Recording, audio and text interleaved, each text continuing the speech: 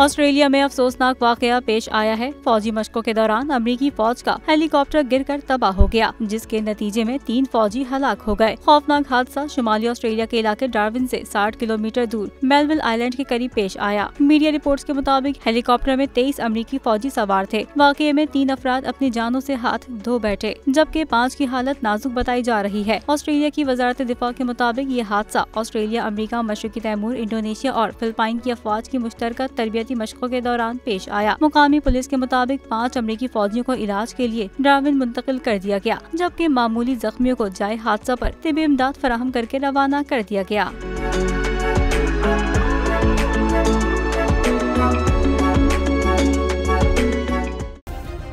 Subscribe करें और bell दबाएं ताकि कोई खबर रह न जाए।